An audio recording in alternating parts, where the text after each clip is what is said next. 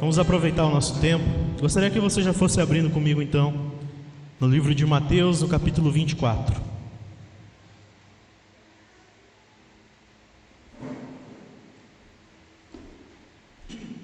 Amém? Mateus 24. Como eu já tinha proposto para vocês, irmãos, nós vamos começar a falar a respeito da volta de Jesus. Amém? Confesso para vocês que eu tinha outros planos, mas o Espírito Santo falou muito ao meu coração a respeito desse assunto, irmãos, com uma certa urgência. Não é uma especulação de dias, de tempos, amém? Mas eu acho que é uma mensagem necessária, muito urgente. Mas o Espírito Santo me incomodava bastante ao meu coração de falar a respeito disso. É necessário. E eu quero usar o texto de Mateus 24, irmãos, que é o sermão profético de Jesus. Amém? É onde ele fala mais abertamente da sua volta. Ele está em Jerusalém, nos seus últimos dias na terra, antes da crucificação, na verdade. E ele chama os seus discípulos e começa a pregar para eles a respeito dos acontecimentos futuros. Amém? Onde ele fala de coisas que aconteceriam no futuro, obviamente. Amém? De um futuro um pouco mais próximo e de um futuro mais distante. Amém?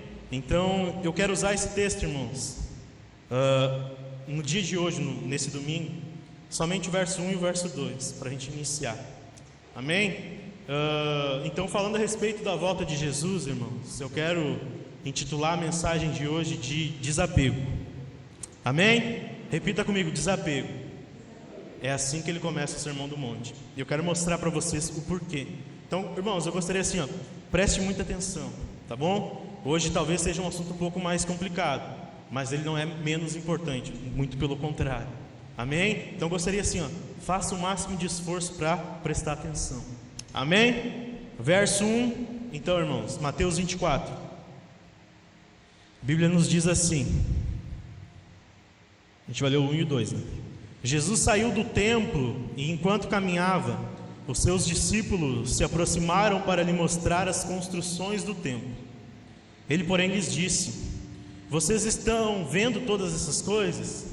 Em verdade lhes digo que não ficará aqui pedra sobre pedra que não seja derrubada. Amém? Feche seus olhos, irmãos, vamos orar. Senhor Deus e Pai, eu te agradeço pela tua palavra. Espírito Santo, eu peço que o Senhor a explique neste momento ao nosso coração. Aplique ela, Senhor, para que nós possamos também praticá-la. Enquanto aguardamos a tua volta, Senhor, que possamos aprender, Senhor, estarmos prontos, preparados e vigilantes, Pai, em nome de Jesus. Amém. Amém, irmãos? Desapego, então. Quando Jesus começou o seu ministério, irmãos, ele deixou bem claro que ele estaria trazendo o reino de Deus. E esse reino seria instituído, irmãos, não de forma literal naquele momento, mas seria no coração dos homens. Nós já pregamos ano passado a respeito do Sermão do Monte. Amém? Em que Jesus chama os seus discípulos ao Monte das Oliveiras e começa a explicar o reino de Deus, começa a explicar as leis do reino de Deus, aquilo que ele esperava de cada crente. Amém? E conforme o tempo de ministério de Jesus foi passando, irmãos, muitas coisas ele começou a explicar e falar. Quando ele entra em Jerusalém na sua última semana, irmãos, acontece um monte de coisa, vários acontecimentos, alguns a gente até já falou, mas esse é o sermão, irmãos, juntamente com o Sermão do Monte mais longo de Jesus, em que ele está falando abertamente da sua volta. Amém? O que está acontecendo aqui, irmãos? Como a gente leu o verso 1 e 2. A Bíblia diz que eles estavam no templo, irmãos. Que templo é este? Esse é o templo que tinha sido construído por Salomão. Amém? O templo de Salomão, aquele templo pomposo, de boa aparência, um templo em que as pessoas olhavam e viam que tinha muita riqueza, muita arte, enfim, porque Salomão tinha construído um templo conforme o Senhor tinha lhe dado autoridade. Amém? Eles estavam saindo deste templo, não era o mesmo templo, digamos assim, da época de Salomão, porque ele havia sido destruído, irmãos. Você sabe muito bem, o povo foi levado cativo à Babilônia. Amém? Eles ficaram lá 70 anos. Quando eles voltaram, o templo tinha sido destruído, saqueado, as muralhas de Jerusalém tinham sido destruídas, eles tiveram que reconstruir. Amém? Mas aconteceu algumas outras coisas. Enfim, eu estou encurtando esse assunto, irmãos. E Herodes, então, reconstruiu esse templo novamente. Amém? É esse templo, a gente vai tratar disso daqui a pouco. Mas é desse templo que eles estão saindo, irmãos. E é interessante aqui, eles estavam ali no templo, eles saem para fora do templo, no pátio. E a Bíblia diz, como a gente leu no verso 1, irmãos, que eles estavam admirando a estrutura do templo. Eles estavam admirando aquilo que tinha sido construído e que era muito bonito, era muito pomposo, era muito forte, imponente. Eles estavam com Jesus admirando, e eles, admirados com aquilo, Jesus reparou naquela admiração, naquele apego, aquele templo, naquele orgulho que eles tinham daquele lugar. E Jesus então fala o que nós lemos aqui no verso 1 e no verso 2, especialmente no verso 2, que ele diz: eu lhes digo algo, não ficará aqui pedra sobre pedra. Amém? É um banho de água fria, irmãos. Eles estavam admirados com aquele templo, era imponente, era bonito. Eles estavam com orgulho daquilo. Não parecia que seria destruído, não parecia que alguém poderia abalar aquele templo. E Jesus diz para eles: não ficará aqui pedra sobre pedra. Amém, irmãos? Então eles estão saindo do templo. O que eles estavam fazendo no templo, irmãos? No capítulo 23, vire uma página aí comigo. Deixe aberto Mateus 24. No verso 37, irmãos. Mateus 23, 37. Amém? Olha o que Jesus diz, irmãos: Jerusalém, Jerusalém, você mata os profetas e apedreja os que lhes são enviados. Quantas vezes eu quis reunir os seus filhos, como a galinha junta os seus pintinhos debaixo das asas, mas vocês não quiseram. Eis que a casa de vocês ficará deserta, pois eu lhes afirmo que desde agora não me verão mais, até que venham a dizer: bendito o que vem em nome do Senhor. Amém, irmãos? Aqui nós temos um desabafo de Jesus sobre Jerusalém. O desejo de Jesus, irmãos, ao pisar nessa terra e começar a pregar o reino de Deus, é que aquelas pessoas se convertessem, que elas se arrependessem dos seus pecados. Essa foi a mensagem de João Batista, aquele que preparou o caminho. Ele pregava o reino de Deus e ele dizia: vocês precisam se arrepender, é chegado o reino de Deus, arrependam-se das suas obras. Jesus começa o seu ministério da mesma forma: arrependam-se, é chegado o reino de Deus. Deixem as obras más, deixem o passado para trás, foquem em mim agora, foquem no reino de Deus que está sendo instituído. Mas você sabe muito bem, irmãos, Jesus foi rejeitado. Jesus era rejeitado pela sua família. Achavam que ele era louco. Tentaram intervir Jesus em um momento que ele estava pregando. Os fariseus, a religião da época, as autoridades, eles perseguiam Jesus, porque ele falava abertamente: eu sou o Filho de Deus. Ele pregava o Evangelho, pregava o reino de Deus, e as pessoas ficavam com inveja. Ele não foi bem recebido. Você sabe disso. Mas o desejo dele era esse, irmãos. Ele está aqui na sua última semana, dias antes da sua crucificação, da sua morte, e ele está lamentando sobre Jerusalém. Porque, irmãos, o templo ali onde eles estavam é onde as pessoas pregavam a lei, era onde eles liam a lei, as leis de Moisés e os profetas. E os líderes religiosos, você sabe muito bem, o capítulo 23 todo é a respeito disso, irmãos. Jesus censura os mestres da lei, porque eles colocavam um fardo pesado demais sobre o povo, que eles não conseguiam cumprir. Você sabe muito bem disso, nós já falamos várias vezes também, irmãos, a respeito da lei. A lei de Deus é boa, amém? A lei de Deus é boa, os mandamentos são maravilhosos. O problema, irmãos, está no padrão, no parâmetro, melhor dizendo.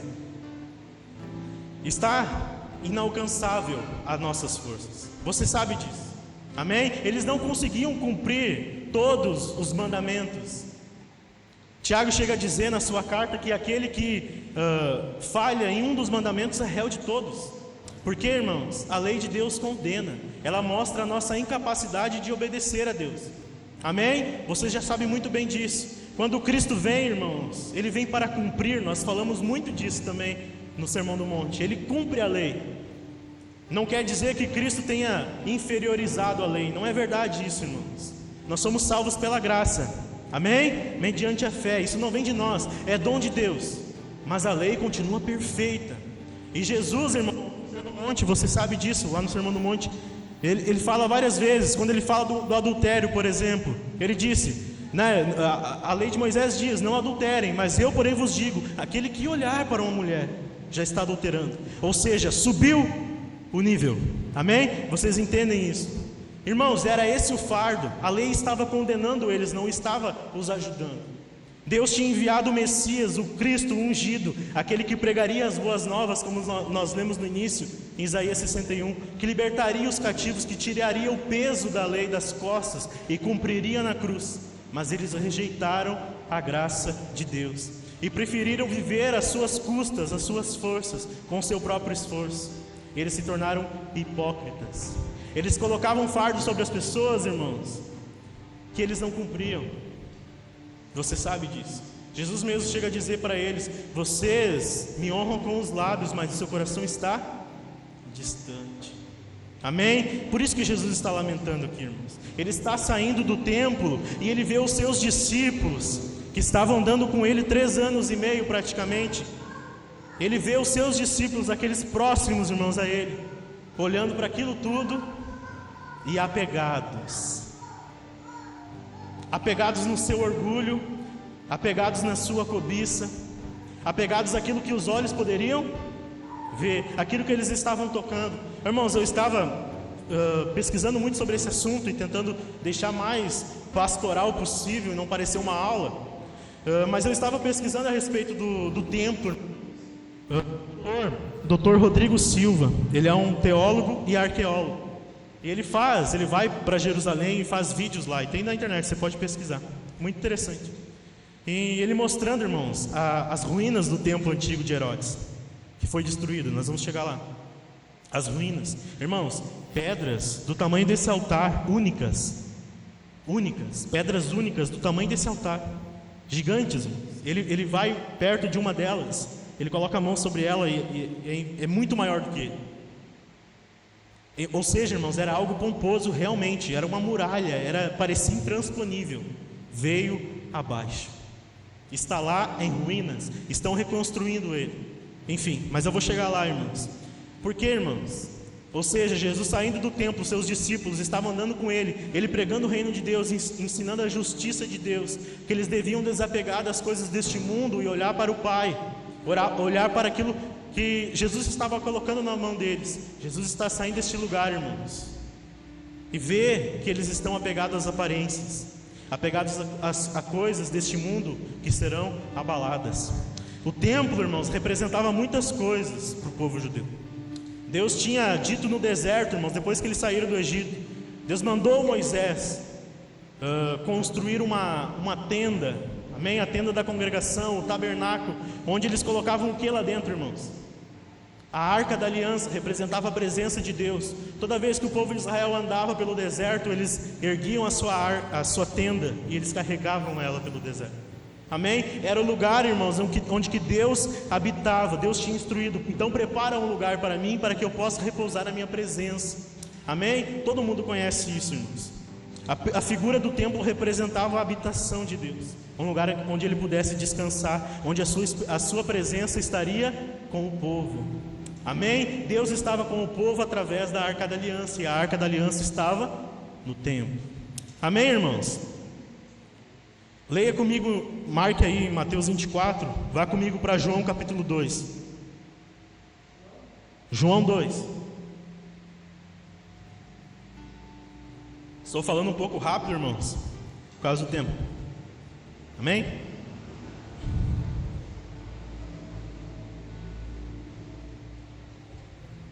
Amém? O templo representava isso, irmãos. O povo ia congregar no templo, ele adorava no templo, ele pedia perdão pelos seus pecados no templo, ele sacrificava no templo, porque o templo era o lugar da habitação de Deus, era o lugar que eles tinham acesso a Deus. Amém? Você está entendendo isso? Olha o que Jesus diz, irmãos, em João capítulo 2. O tempo é o mesmo, irmãos, a época aqui é a mesma, de Mateus 24. João, ele encurta um pouco as coisas, ele dá muita ênfase à última semana de Cristo. Amém? Olha o que Jesus diz a respeito do templo. E Jesus lhes respondeu, destruam esse santuário e em 3 dias eu o levantarei ou reconstruirei. E os judeus responderam: este santuário foi edificado em 46 anos, e você quer levantá-lo em 3 dias? Ele, porém, se referia ao santuário do seu corpo. Amém? Olha isso, irmãos. Jesus estava dizendo para eles: destruam esse santuário, esse templo, eu vou reconstruí-lo em 3 dias. Eles olhavam para Jesus e disseram: você é louco, só pode estar louco. Herodes demorou 46 anos para construir isso aí. Como é que tu vai derrubá-lo e reconstruí-lo em 3 dias? Mas ele não estava falando do templo literal, irmãos. Ele não estava falando da casa feita por mão de homens. Ele estava falando do seu corpo. Amém? Que é o que nós estamos celebrando na ceia. Com a sua morte, irmãos, Jesus restauraria o templo do Senhor. Amém? Ao ressuscitar, irmãos, ele reconstruiria um templo não feito agora por mãos de homens, mas agora dentro do seu coração. Amém? É isso que ele está falando, irmãos. O templo veio habitar dentro de nós. Jesus era o templo. Amém? Era isso que ele estava querendo dizer. Não se apeguem a esse santuário que pode parecer imponente, intransponível, inabalável. Entendam, eu vou derrubá-lo em 3 dias. Jesus morreu na sexta-feira à tarde e ressuscitou no domingo, irmãos. 3 dias ele o reedificou. E veio habitar aonde? Dentro de nós. Amém, irmãos? Nós agora somos moradas do Senhor. O templo, como eu já disse, era motivo de orgulho, irmãos, para os judeus. Não só pela arquitetura, mas pela grandiosidade. Era o símbolo, talvez o principal, da religião dos judeus. Amém? Como os discípulos, irmãos, então saíram admirados com aquela aparência toda. Era uma aparência sem essência. Jesus profetizou a respeito do templo no verso 2, que é o que nós lemos. Vamos ler de novo lá, Mateus 24, 2. Ele, porém, lhes perguntou: não vedes tudo isso? Em verdade vos digo que não ficará aqui pedra sobre pedra. Amém? Essa é a profecia de Jesus a respeito do templo, irmãos. Como eu disse, ele estava saindo do templo com seus discípulos. Eles estavam admirados, irmãos. Era algo maravilhoso, mas não tinha essência. Eles faziam coisas muitas vezes terríveis lá dentro, irmãos. Jesus mesmo entra, quando ele entra em Jerusalém, ele vê o templo e todos os comerciantes. Você sabe o que ele fez? Ele estava apavorado com aquilo, irmãos. Eles tinham deturpado aquilo que Deus tinha dado para eles, e fazendo de qualquer jeito, de qualquer forma. O coração estava distante. Então Jesus joga um balde de água fria. Vocês estão apegados a isso? Vocês estão apegados à aparência? Eu vou destruir tudo isso. A destruição do templo, irmãos, era um sinal de julgamento de Deus sobre Jerusalém. E ele realmente aconteceu no ano de 70, irmãos, depois de Cristo. Dia 8 de setembro do ano 70. Não 1970, amém? Do ano 70 depois de Cristo. Por causa de uma revolta, irmãos, em Jerusalém contra o império, o templo foi destruído.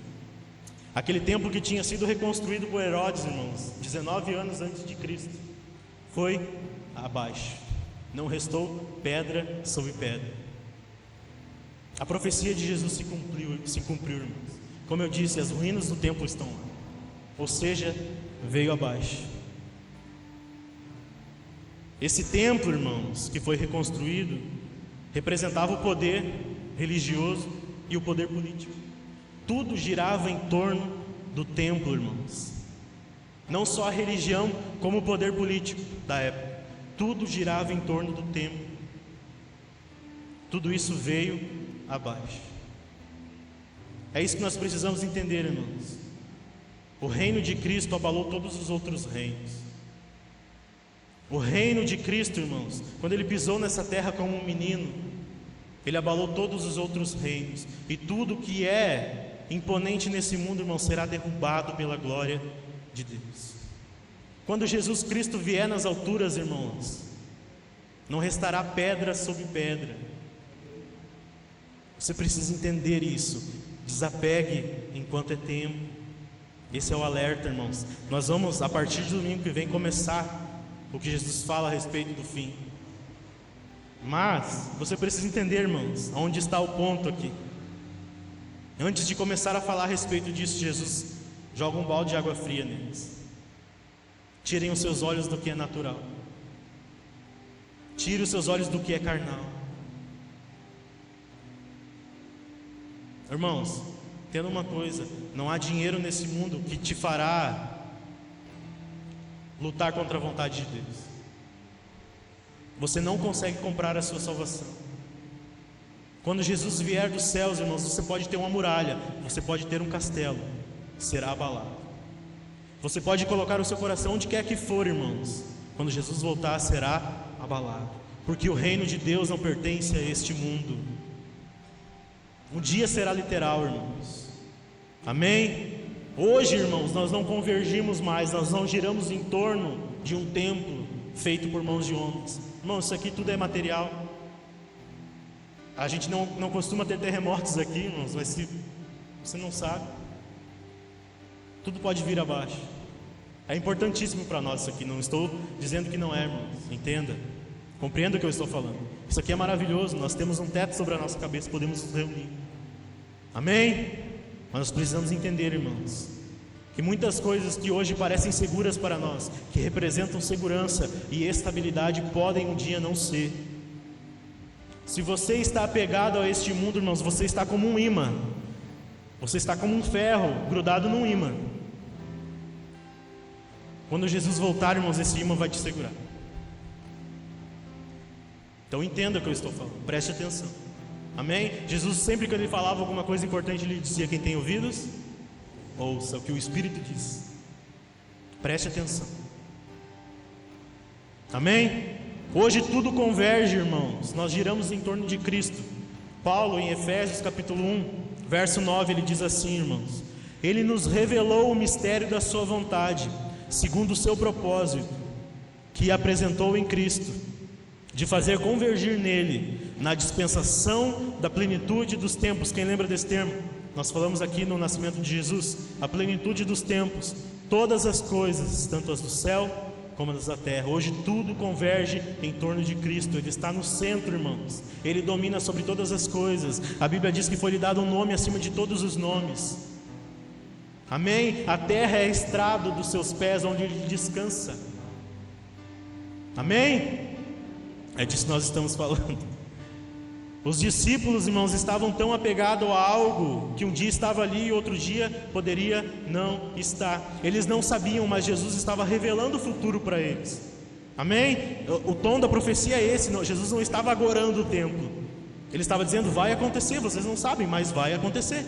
E aconteceu, irmãos. Houve uma revolta e o templo foi destruído. E eles estavam apegados a isso, irmãos. Eles estavam cometendo o mesmo erro dos pais deles, dos antepassados do povo de Israel. Quando Israel, irmãos, foi levado cativo para a Babilônia, o templo de Salomão, eu já falei aqui, ele foi destruído. Depois de 70 anos, irmãos, Deus permitiu que eles voltassem. E quando eles voltaram, eles viram uma cidade destruída, que tinha sido saqueada. Os muros, você lembra dos muros lá de Neemias? Eles estavam abaixo. O templo já não era o mesmo. O templo de Salomão, que representava algo grandioso, irmãos, foi destruído. E a Bíblia diz, irmãos, que eles estavam tão apegados ao templo de Salomão, que quando os velhos retornaram para Jerusalém, enquanto o templo era reconstruído, irmãos, a Bíblia diz que eles choravam. Eles estavam tão apegados ao templo de Salomão que eles choravam, porque o templo já não era mais o mesmo. A construção já não era mais o mesma. Não era mais tão imponente, não era mais tão bonita, não era mais tão luxuosa, não havia mais tantas riquezas dentro do templo, e eles choravam enquanto os novos se alegravam. Foi isso, irmãos, que levou o profeta Ageu, você pode conferir depois, Ageu 2:9, a dizer que a glória da segunda casa será maior que a glória da... Qual que é a segunda casa, irmãos? Jesus Cristo.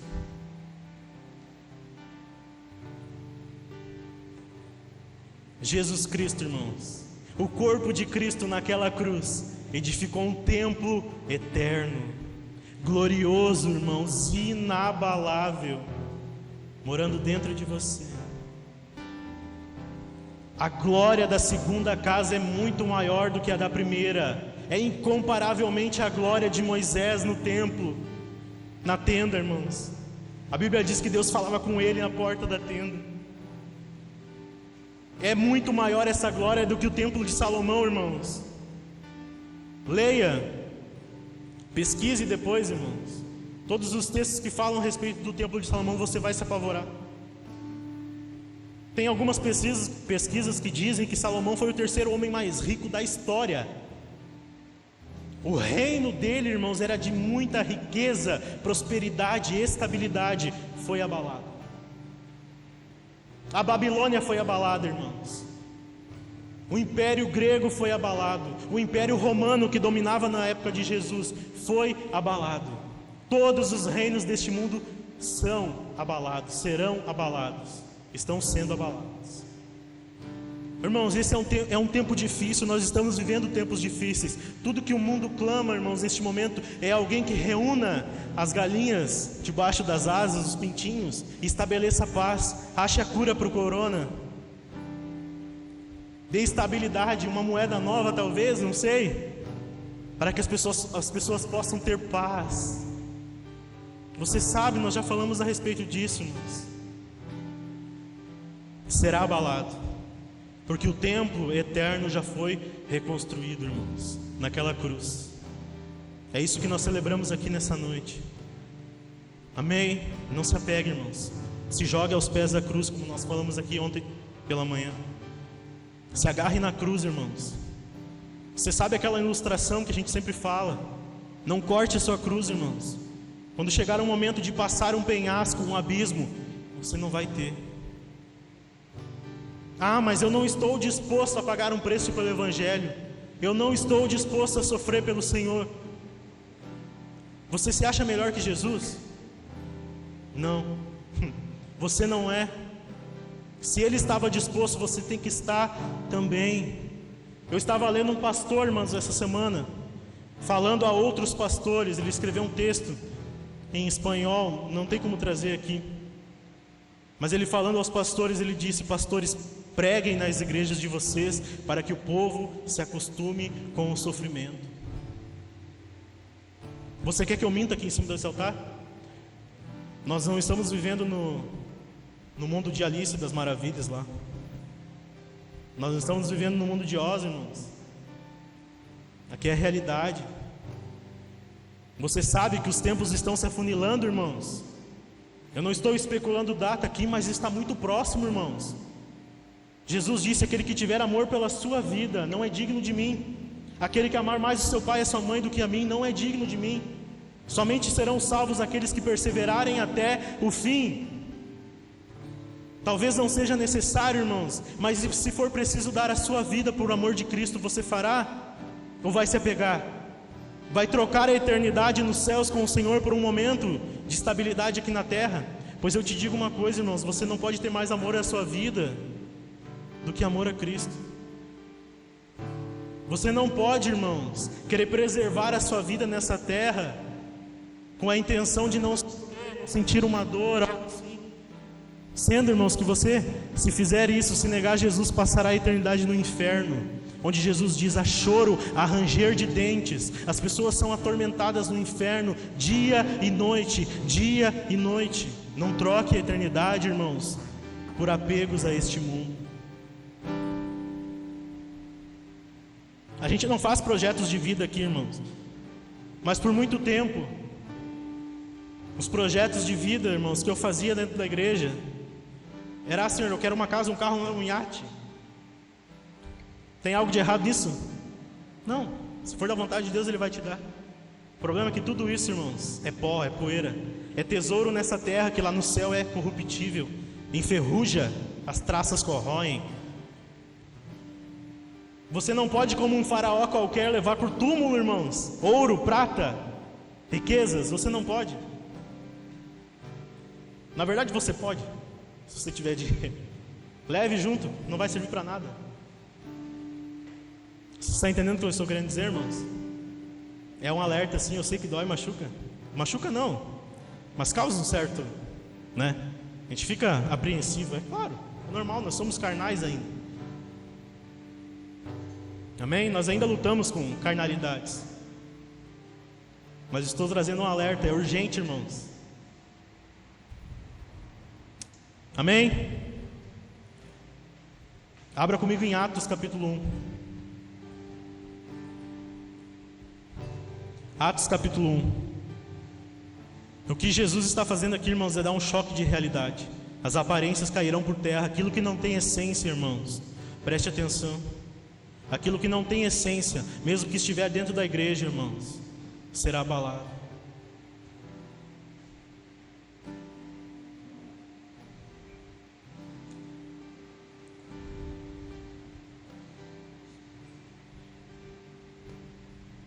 Jesus está falando isso, irmãos, e mesmo depois da ressurreição ele voltou a falar, porque você sabe muito bem, irmãos, o Messias que eles aguardavam, o Cristo ungido, o representante da parte de Deus, eles pensavam que seria alguém que pegaria a espada, sentaria no trono, guerrearia contra o Império Romano e destruiria e passaria a reinar e faria de Jerusalém uma potência. Era isso que eles esperavam, irmãos, mesmo depois da ressurreição. Leia comigo, verso 6, Atos 1, 6. Então os que estavam reunidos com Jesus lhe perguntaram: será este o tempo em que o Senhor irá restaurar o reino a Israel? Lembrando, eles estavam cativos, irmãos, pelo Império Romano. Amém? Eles eram oprimidos. Jesus respondeu: não cabe a vocês conhecer os tempos ou as épocas que o Pai fixou por sua própria autoridade, mas vocês receberão poder ao descer sobre vocês o Espírito Santo, e vocês serão minhas testemunhas, tanto em Jerusalém, como em toda a Judéia, Samaria, até os confins.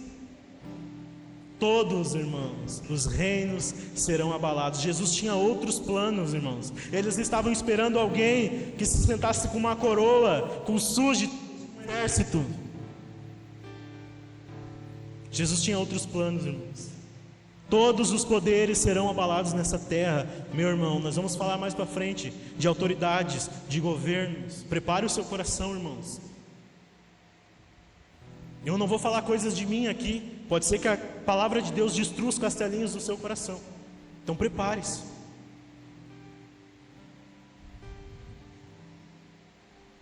A questão do templo, irmãos, como eles poderiam construir algo que pudesse suportar a presença de Deus? Já parou para pensar nisso? Um edifício como aquele, irmãos, o templo que tinha sido reconstruído, não poderia suportar a presença de Deus. Quando Jesus morre na cruz, irmãos, ele restaura um templo para o Senhor. Amém? Você entendeu isso, né? Quando ele pisa nessa terra, irmãos, ele dá início, dá ponto de partida ao que nós chamamos de fim dos tempos. Amém? Eu gostaria que você abrisse comigo em Atos 7, você já está aí. Aguente firme, irmãos, já estou terminando.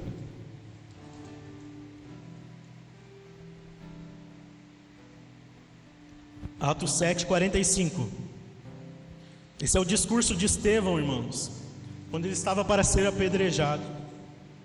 A Bíblia nos diz assim: também nossos pais, com Josué, tendo recebido o tabernáculo, o levaram quando tomaram posse das nações que Deus expulsou da presença deles. Foi assim até os dias de Davi, que obteve favor de Deus e pedir autorização para construir o que, irmãos? Construir uma casa.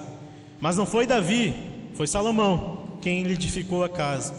Entretanto, o Altíssimo não habita em casas feitas por mãos humanas. E olha a citação de Estevão. Como diz o profeta: o céu é o meu trono e a terra é o estrado dos meus pés. Que casa vocês edificarão para mim, diz o Senhor? Ou qual é o lugar do meu repouso? Não é fato que a minha mão fez todas as coisas?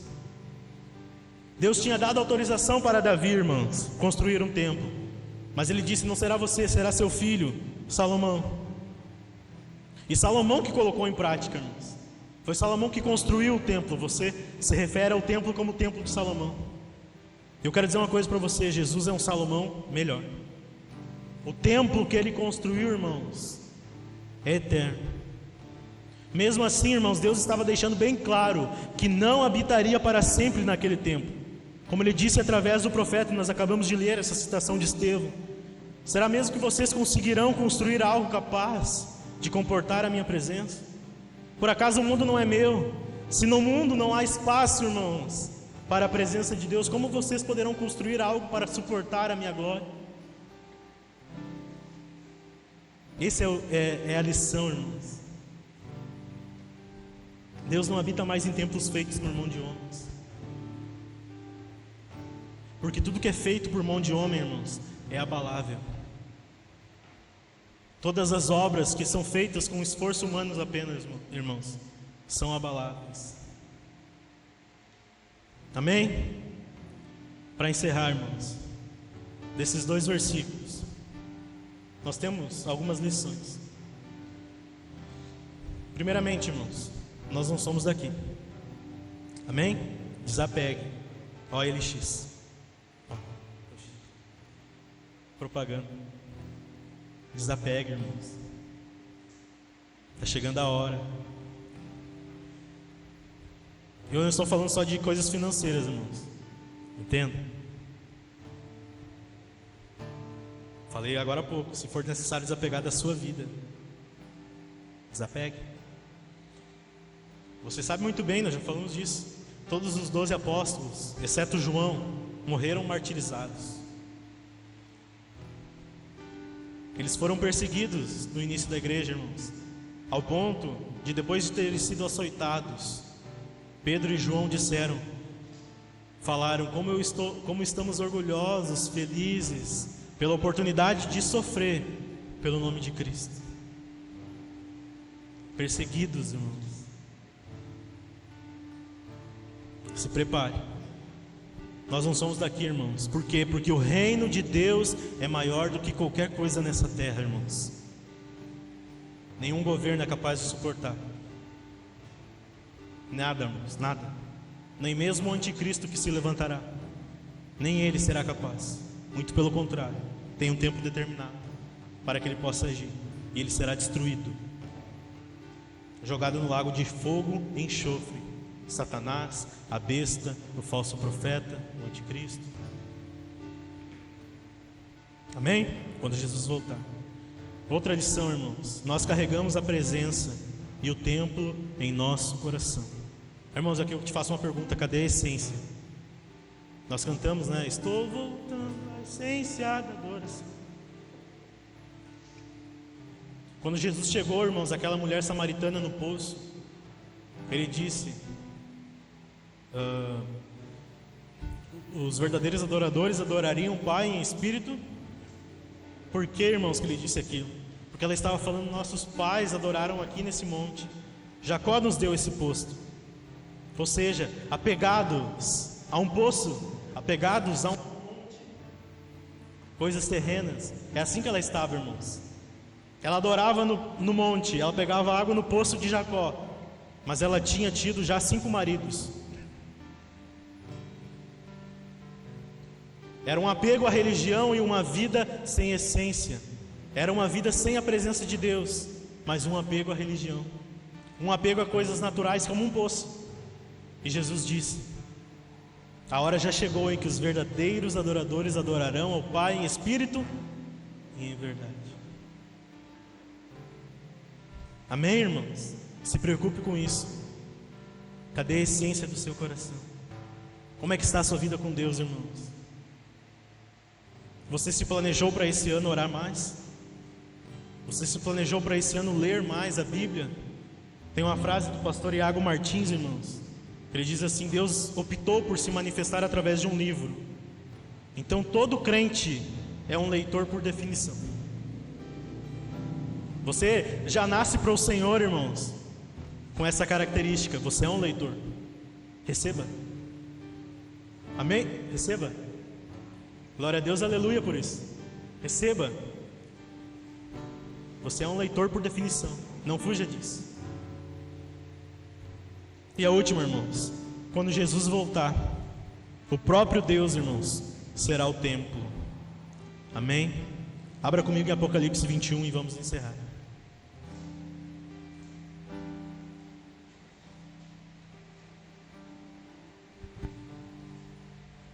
Apocalipse 21, verso 22, a Bíblia diz assim, irmãos: não vi templo algum na cidade, pois o Senhor Deus, o Todo-Poderoso e o Cordeiro são o seu templo. Se coloque de pé, irmãos. Nós cantamos às vezes aqui, né? Não haverá lua, não haverá o sol, não haverá nem templo, irmãos, não haverá teto, não haverá estrutura, haverá somente o nosso Deus.